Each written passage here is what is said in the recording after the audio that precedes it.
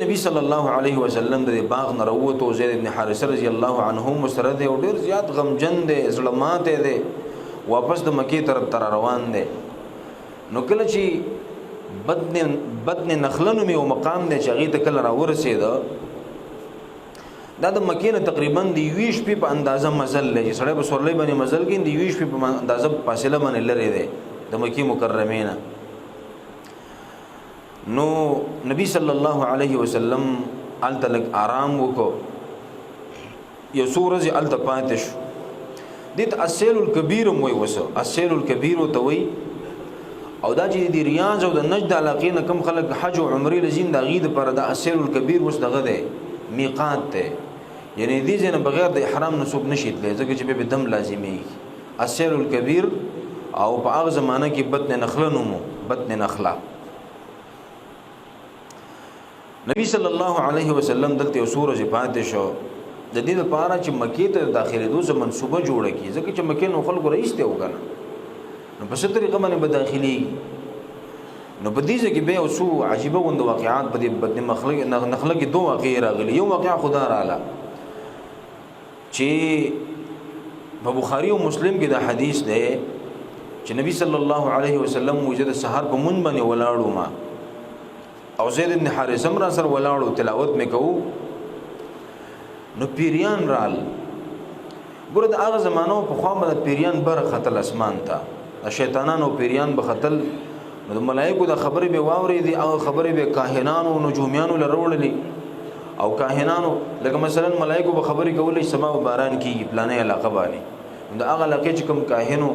نو شیطانانو به ورته خبره وکړل سبا به باران کېږي، خلکو ته ووایه. ده به یو دا خبره وکړه، شل به ورڅ خپل دروغ ملګري کړه. نو خلکو به ویل وګوره که نه ویل ده بېګا ویلو چې باران به کېږي، هغه دی وشو. اوس خو یې موسمیات والا په آلو باندې معلوموي که نه، خو په هغه زمانه کې خو دا آلات نه وو، نو دیو به خلکو ته د غیبو خبرونه ورکول. نو کله چې نبی صلی الله علیه وسلم له الله نبوت ورکړو، نو دا شیطانان الله بربند کړه. تاسو خیال کړئ که نه، اوس هم په دې اسمان کې کله کله ستوري منډه وکړي، دا د شیطانان بر وخیږي، په یو بل د پاسه کینی. حدیث کې راځي وایي ملایکې وویني د ستوري ګزار پې وکړي، وی ولي نو بس کتې راوغورځوي، چا خپې مات شي او چا لاس مات شي او ټول مات ګډ شي، د هغه ګزاري. نو شیطانان پیریان بند شوي وو بره. دوی په خپل منځ کې مشوره کړې وه چې اشر ارید بمن فی الارض، یا خو الله د ځمکې په دې مخلوق باندې عذاب راولي، ام اراد بهم ربهم رشدا، سورې جن کې دي، یا الله د دې مخلوق په باره کې څه د خیر فیصله کړې ده، نو موږ الله بره بند کړي ځکه هم نه پرېږدي. نو شیطانانو ته د مشرانو وویل جناتو ته چې تاسې په دې ځمکه کې وګرځئ، اضربوا مشارق الارض و مغاربها، د ځمکې د مشرق او مغرب هر طرف ته لاړ شي او خواره شي. معلومات وکړئ دا څه قیسه ده، څه انقلاب راغلی دی، دا ولې موږ بند شوي په اسمان باندې. نو دلته نبی صلی الله علیه وسلم په مانځه باندې ولاړ دی. د شام یو علاقه ده، د شام دغه علاقې نصیبین نوم یو علاقه ده، د هغې څه پیریان رال، د هغې ډیوټي په دې مکه او په دې خواوشا باندې لګېدلې وه، تاسې به دلته ډیوټي کوئ، معلومات به کوئ. نو نبی صلی الله علیه وسلم خبر نه دی، پیریان په دې علاقه باندې بدن نخلې ته چې راورسېده، نبی علیه السلام په مانځه ولاړ دی، په شړه دشته کې او په صحرا کې یو کس اوسه بل ولاړ دی تلاوت کوي. ډایرک ودرېدل، ویل دا سړي دلته به د شړه کې څه کوي، دا بادۍ نه لرې او شپه ده،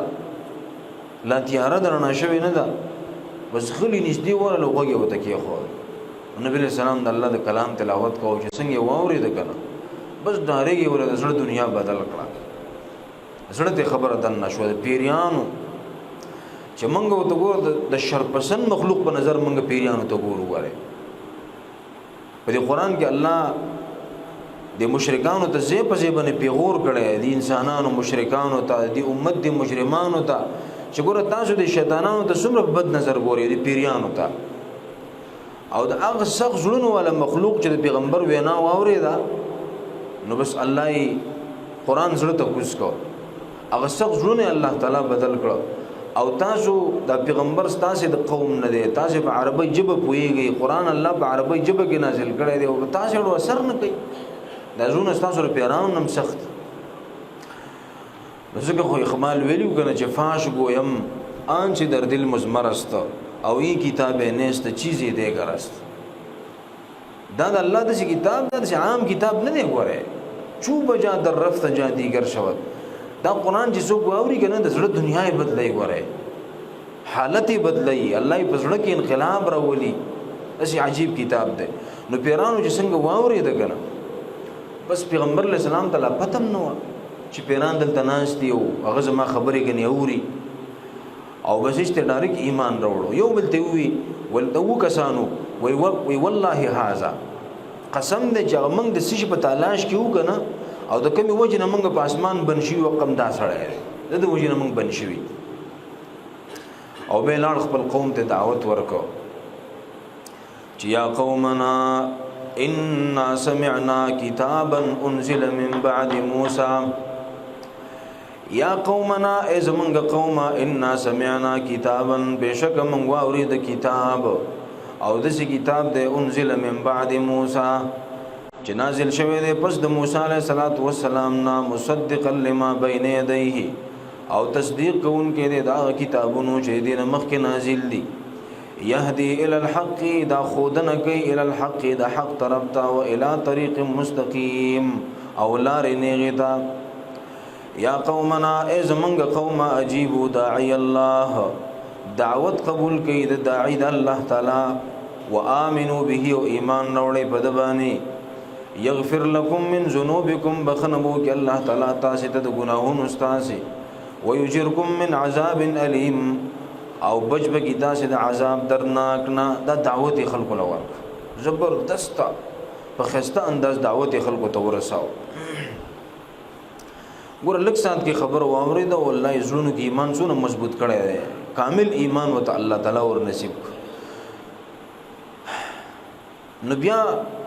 نبی صلی الله علیه وسلم باندې سورۃ جن نازل شو نو سورۃ الجن کې الله په ول کې وایي چې قل اې دا الله پیغمبر دي خلق ته وایا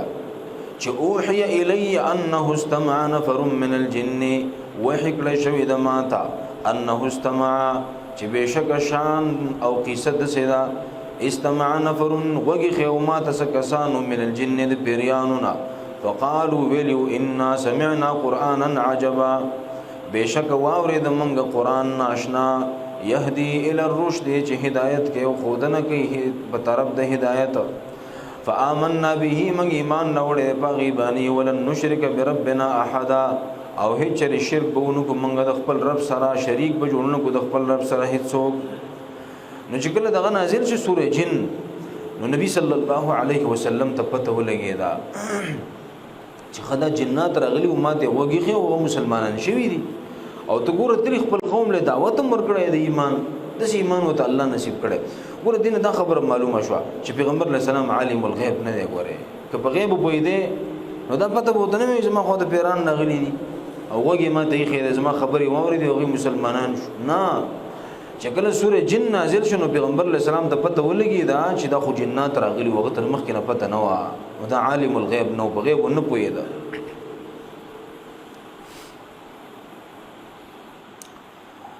نو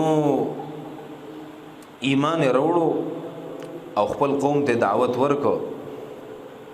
په دې آیتونو کې نبی صلی الله علیه وسلم ته الله تسلیم ورکړ او قسم لا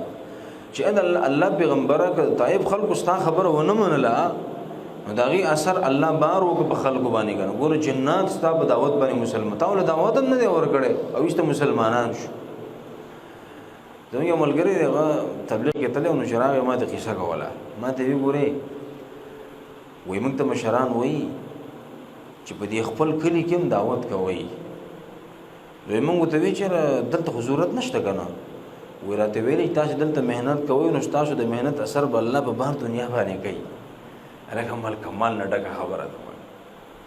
پیغمبر علیہ السلام ته الله وی تا په طائب کې دعوت ورک خلق ونه مانو خو په جنات الله اثر وکړو خبر غدي عباس نه دتلې استا مهنت عباس نه دتلې استاد دعوت نه بغیر الله جنات پتا باندې مو تاسو مسلمانان دي جوړ شوی دي چې تلې دي خپل قوم له باقاعده دعوت هم ورکړی دی ګوره تاسو مسلمانان دي الله تعالی جوړ کړی دي